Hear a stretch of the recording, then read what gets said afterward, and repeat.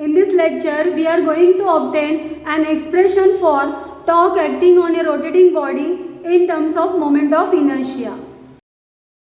Consider a rigid body of mass m rotating with constant angular acceleration alpha about an axis passing through point O perpendicular to the plane of this figure. Let capital N be the number of particles of this rigid body of masses m1, m2, so on, mn situated at perpendicular distances r1, r2, so on, rn respectively from the axis of rotation. When this rigid body is performing rotational motion with constant angular acceleration alpha, all the particles of that body, they are performing uniform circular motion with constant angular acceleration alpha. But their linear accelerations are different because these particles are situated at different distances from the axis of rotation. And their linear velocities are different.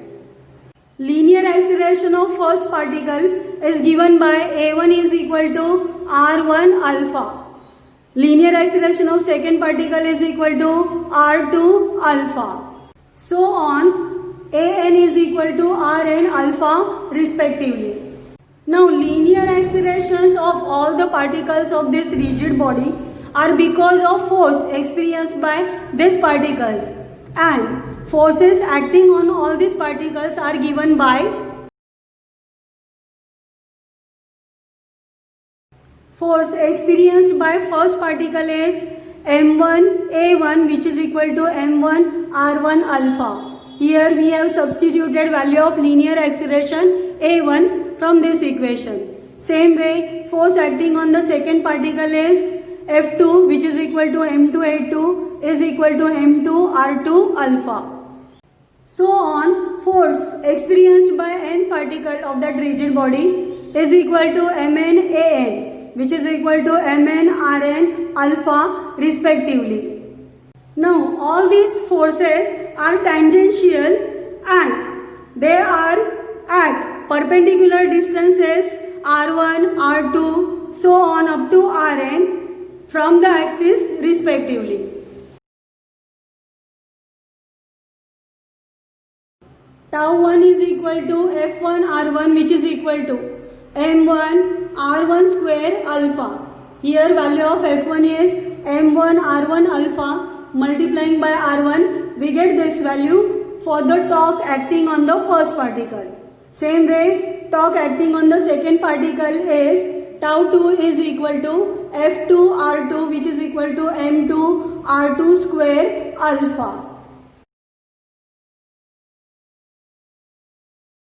So on, torque n, that is torque acting on the nth particle is equal to Fn Rn which is equal to Mn Rn square alpha respectively.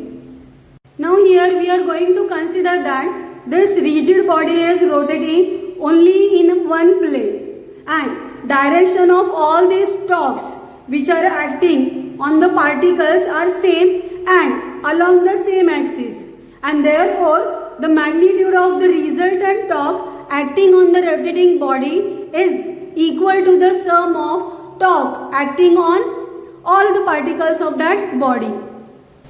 So we can write, therefore torque tau is equal to torque 1 plus torque 2 plus so on up to torque acting on the nth particle.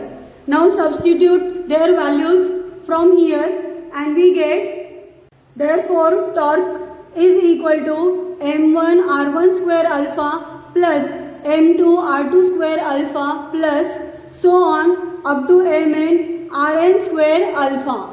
Now take alpha common. We get torque is equal to in bracket m1 r1 square plus m2 r2 square so on up to mn rn square into alpha. But summation of mi ri square is nothing but the moment of inertia of rotating body.